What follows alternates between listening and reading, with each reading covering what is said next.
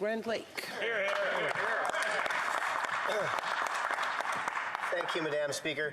I'll be sharing my time today with my honourable colleague from Hastings, Lennox, and Addington, also known as HLNA, also known as the daughter of the former member. His name is Daryl. He's home watching.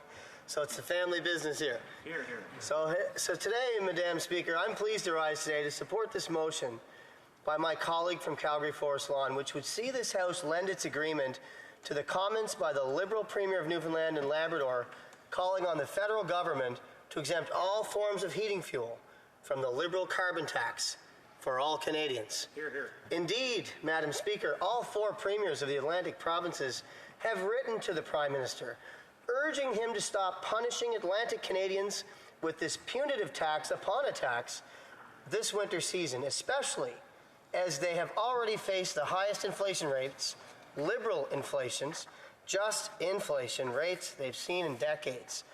The highest inflation since the Prime Minister's father bungled the failed National Energy Program in the 1980s. Let's take a little walk back in time, Madam Speaker. It is worth resting on this point for a moment. There is an eerie parallel between the failed initiative of the Prime Minister's father, the National Energy Program, and where we find ourselves today. Record inflation, a looming economic recession, Western alienation, and a government, Mr. Speaker, so blind, so very out of touch and reckless that they truly believe they know better than Canadians themselves how to spend their own money. Imagine that, Madam Speaker. But as serious and as concerning as this type of arrogance is, there is hope. The failed National Energy Program of the senior Trudeau set the stage for the election of the strong, stable Conservative majority government of Brian Mulroney. And, Madam Speaker, this government's mismanagement of the economy and its zealous punishment of its own citizens who work in the oil and gas sector, who rely on this sector to heat their homes, Madam Speaker, is creating the perfect storm, which will see Canadians choose another strong and responsible Conservative majority government, this time led by my honourable colleague from Carleton, our honourable leader. My constituency of Miramichi-Grand Lake is the largest federal electoral district in New Brunswick, Madam Speaker, at 17,420 kilometres, more than double the average size of other districts in my home province. And it's actually 3 times larger than the entire island of Prince Edward Island. But, Madam Speaker, my constituency is rural. It's extremely rural, and it's vast. I believe that the Prime Minister has probably read some short books about life beyond the limits of the major Canadian cities. Cartoons, really, I would imagine. And I'm sure, Madam Speaker, that he believes he understands the plight of everyday Canadians and their families, from the CBC News, who blindly endorse and reaffirm the misguided decisions of this government as a regular part of their editorial control. But let me tell the Prime Minister this, through you, Madam Speaker, and all the members of his government, that my constituents and Atlantic Canadians, by and large, will quite rightly rely on oil to heat their homes this winter. And they want and need the government to understand that fact. They want and need the government to put people before politics and remove the Liberal carbon tax from the heating fuel, which has already nearly doubled in price in the past 2 to 3 years. In rural New Brunswick and across Atlantic Canada, Canadians have few choices when it comes to heating their homes. Many, if not most, use oil as the primary source to keep their homes and families warm. Natural gas is not an option, and as we have seen with the devastation of our electrical infrastructure across the Atlantics with post-tropical storm Fiona, even electricity isn't always reliable.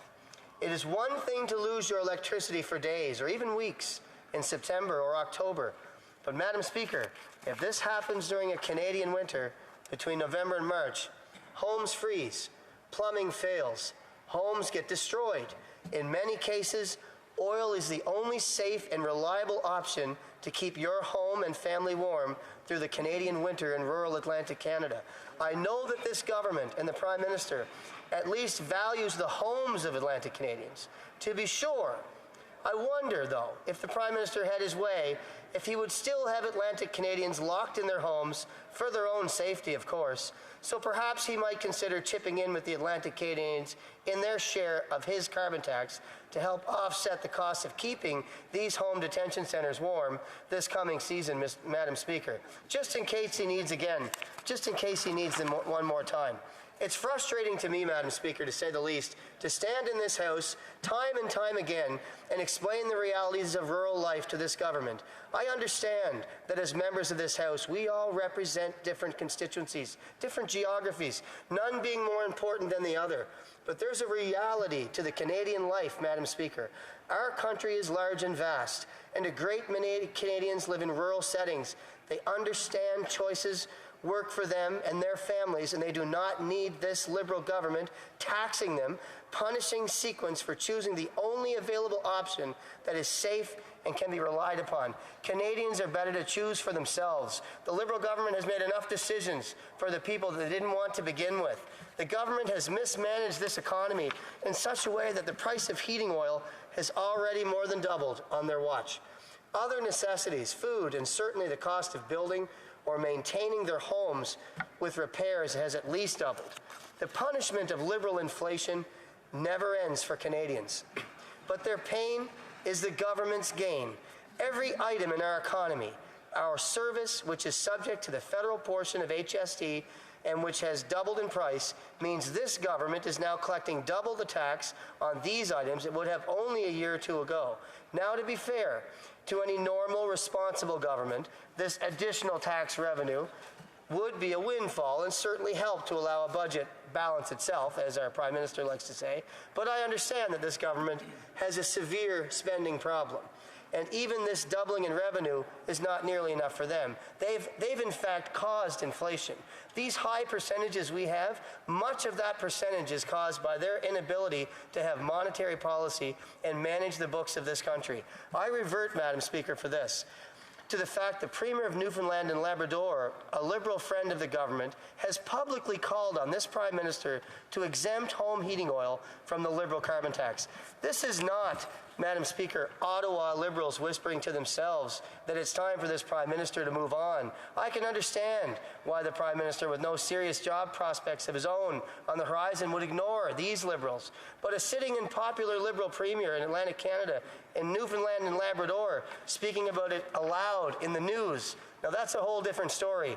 And I implore the Prime Minister, even if he doesn't listen to the Ottawa Liberals urging him to walk the plank, would he at least listen to this one Liberal who has the courage of his convictions to try to explain these bread and butter issues to this federal government that's so very out of touch? Premier Andrew Furey from Newfoundland and Labrador has made the decision to have the courage of his convictions, and we applaud him for that.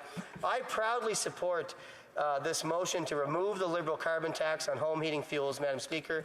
This is what my constituents have told me to do, and now I have relayed their concerns to this House.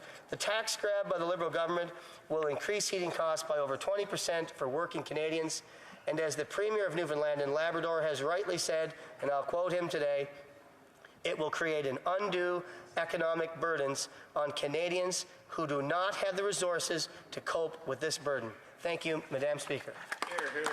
Well, The Honourable Parliamentary Secretary. thank you very much, Madam Speaker. You know, Madam Speaker, we've heard time after time Conservatives come forward and talk about inflation as though it's a specific problem only to Canada.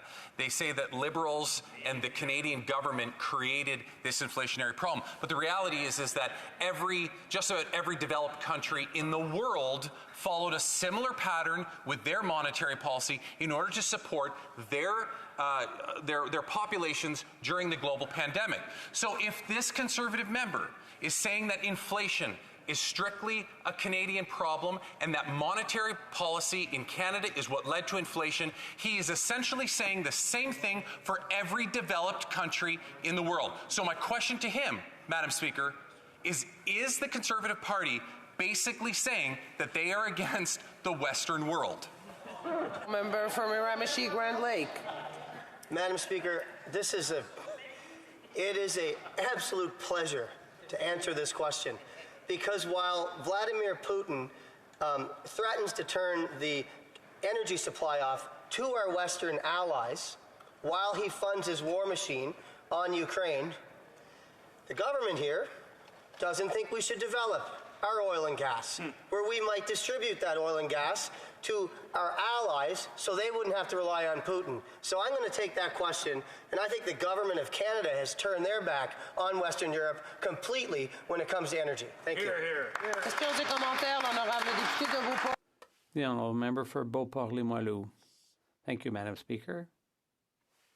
Merci, Madame la Présidente. You know, when I invest in something, it's usually to renovate my house because it'll last for a long time. But when I try to invest in something, I want to get some kind of return, even if my house is just a money pit. But after investing for so long in the oil patch without getting any share of the profits except through taxes, now we have companies that are making billions in profits, unprecedented profits. Wouldn't it be more beneficial to all Canadians for those profits from the oil patch that's earned at the expense of consumers, workers, and governments who've heavily subsidized the oil patch? Shouldn't they be taxed on their excessive profits? The honourable member. Appreciate the question, opposite. I think sometimes, just the other day, I was speaking to some of my sons that are in high school, and they were learning about climate change in school, which obviously you don't want to. You want your child to be able to learn everything that's happening in the world, all the issues. But what I noticed wasn't getting relayed was what has driven the Canadian economy for our entire eternity, which is natural resources and the revenue that has come from that. So I don't disagree with my honourable colleague from the Bloc Party who thinks that when there's record profits, companies should be paying their fair share. I can agree with that statement. But you see, the NDP and the Liberals in this House, they love companies like Amazon and ArriveCan. They love to buy new deep freezers for Loblaws when they've had record profits. They love to play between $12 and $20 million for new deep freezers for one of the richest companies. So I mean, this is the type of, her question is a good one, but it would have been probably better directed at the NDP or the Liberals, but I'll gladly answer it. Honourable member for Kirkby Alberni. Thank you, Madam Speaker. That's hogwash. The NDP has actually been wanting Amazon and the big corporations to pay their fair share.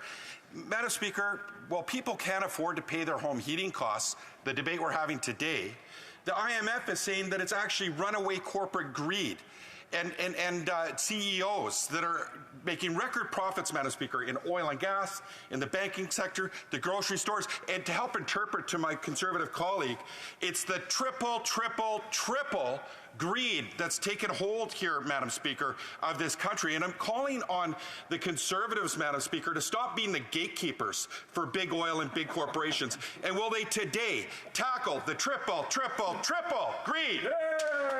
The honourable member for Miramichi Grand Lake.